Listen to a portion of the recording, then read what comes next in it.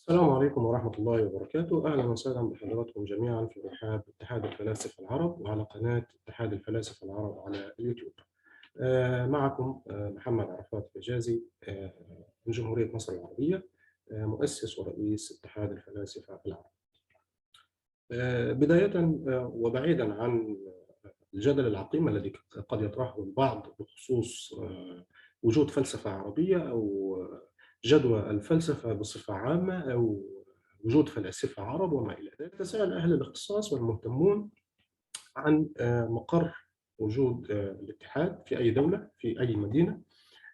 في الحقيقة اتحاد الفلاسفة العرب هو عبارة عن منصة افتراضية حتى الآن. لا يوجد مقر واقعي على أرض الواقع. طبعا هناك العديد من الأسباب التي تقف وراء ذلك، لعل أبرزها بداية التكاليف الباهظة المطلوبة لإقامة أو لتوفير أو تجهيز مبنى يليق باتحاد الفلاسفة العرب. أيضا من الأسباب التي جعلتنا نتأخر في توفير أو تجهيز مبنى واقعي الظروف التي مرت بها البشرية جميعا وليست المنطقة العربية، في ظل جائحة كورونا وفرض حظر التجول ومنع السفر وما إلى ذلك، وصعوبة التنقل من دولة إلى أخرى ومن مدينة إلى أخرى.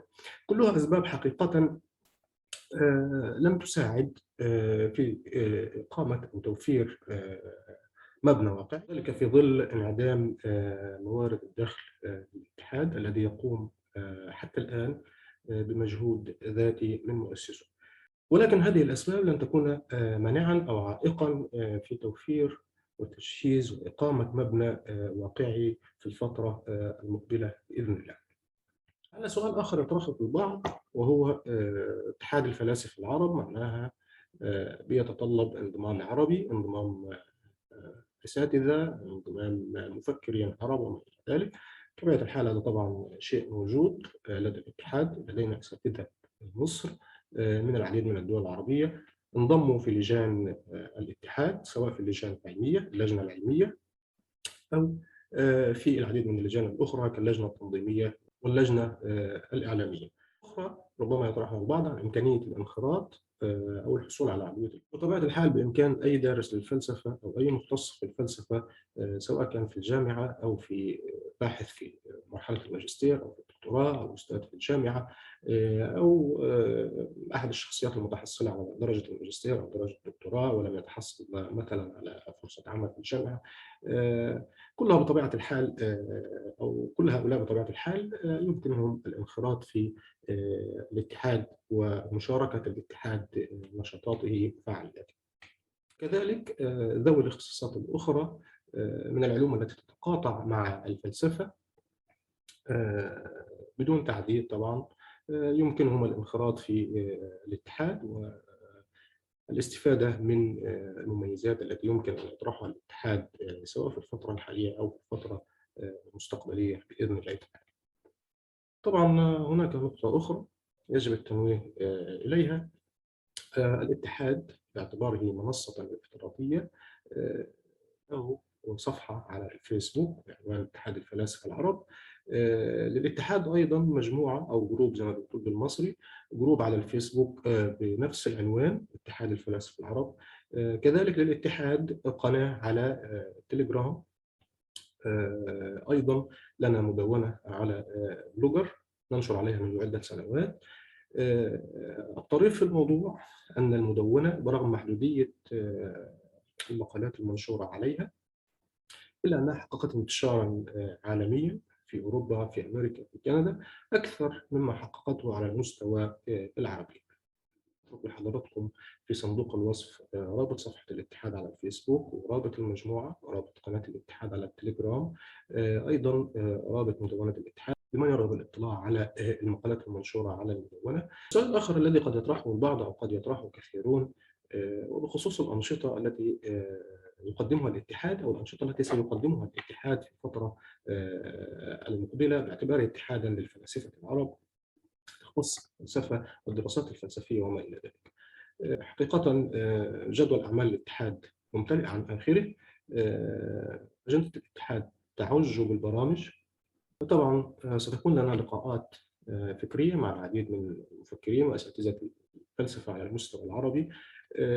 نتناقش سويا في العديد من القضايا التي تؤرقنا، سواء على المستوى الأكاديمي أو على المستوى الجماهيري، إلى جانب طبعا ورش العمل، الملتقيات الفكرية، الملتقيات الدولية والمؤتمرات، والاستكتابات الجماعية وما إلى ذلك. هناك العديد من الأنشطة الأخرى نفضل الاحتفاظ بها إلى حين. بطبيعة الحال سيتساءل البعض، أو قد يتساءل البعض، عن المميزات التي يمكن الحصول عليها حال الانضمام لاتحاد الفلاسفة العرب كعضو بصفة عامة.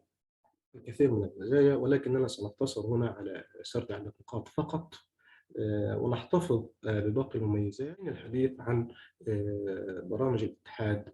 من بين هذه المميزات التي يمكن أن يتحصل عليها منتسب الاتحاد أسبقية المشاركة في كافة برامج وأنشطة الاتحاد، إضافة إلى الحصول على كافة الامتيازات التي سيقدمها الاتحاد تباعا، دون إفصاح عن طبيعة هذه المميزات. لعل سؤال آخر يطرح نفسه، وهو يخص طبعا أهداف الاتحاد. الاتحاد حقيقة ذكرها مؤسس الاتحاد في مقال له بعنوان اتحاد الفلاسفة العرب دعوة أمل. المقال منشور منذ عدة سنوات. نقتصر هنا على أهم هدفين للاتحاد. الهدف الأول بطبيعة الحال وهو الارتقاء بالدرس الفلسفي العربي. الهدف الثاني هو الخروج طبعا بالفلسفة من السور الأكاديمي، أو من الأسوار الأكاديمية، أو من السور الجامعي، أو من إطار التعليم الجامعي إلى الشارع العربي، كل ذلك سعيا وراء إصابة المجتمع العربي بحمى الفلسفة إنجاز التعبير. بأسلوب مبسط، تعميم الفلسفة، تعليم الناس على أقل تقدير طرق التفكير الصحيحة، إضافة إلى تحسين الصورة المغلوطة لدى الكثيرين حول الفلسفة وأهلها. بالتالي فإن هدف الاتحاد لن يقتصر على أهل الاختصاص فقط، أو على ذوي الاختصاصات المتقاطعة مع الفلسفة. بالعكس، سيكون لنا، أو سيكون للاتحاد بصفة عامة، نشاطات موجهة إلى عموم الناس، إلى عموم الشعب، ونشاطات أخرى أو أنشطة أخرى موجهة داخل السياق أو داخل الإطار الأكاديمي، بكل ما تحمله الكلمة من معنى. لنا، أو سيكون الاتحاد بصفة عامة، نشاطات موجهة إلى عموم الناس، إلى عموم الشعب، ونشاطات أخرى أو أنشطة أخرى موجهة داخل السياق أو داخل الإطار الأكاديمي، بكل ما تحمله الكلمة من معنى. هذه كانت أبرز النقاط بصفة عامة التي يمكن أن طرحها كمقدمة للتعريف باتحاد الفلاسفة العرب. بالتأكيد هناك الكثير من التساؤلات، هناك الكثير من الاستفسارات سيتم طرحها تباعا على منصات التواصل الاجتماعي. لمن يرغب في التواصل معنا أهلا وسهلا به. في المطاف نسأل الله سبحانه وتعالى التوفيق والسداد. ساعونا ومضونا قدما في طريقنا نحو الارتقاء بالفلسفة، الارتقاء بالدرس الفلسفي العربي، وتحسين صورة الفلسفة وأهل الفلسفة لدى عموم الناس. نأمل التوفيق والسداد من الله سبحانه وتعالى. فضل الجهود المبذولة من الاتحاد، من لجان الاتحاد الأفاضل الذين أبدوا استعدادا حقيقيا ووجودا فاعلا في لجان الاتحاد. نعمل سويا لأجل النهوض بالفلسفة والدرس الفلسفي، وتحسين صورة الفلسفة كعلم، وصورة رجالات الفلسفة وأهل الفلسفة كأشخاص وكعلماء وكمفكرين لدى عموم الناس. هدفنا واحد، نسعى جميعا إلى تحقيقه. نسأل الله سبحانه وتعالى أن يوفقنا جميعا لما فيه الخير.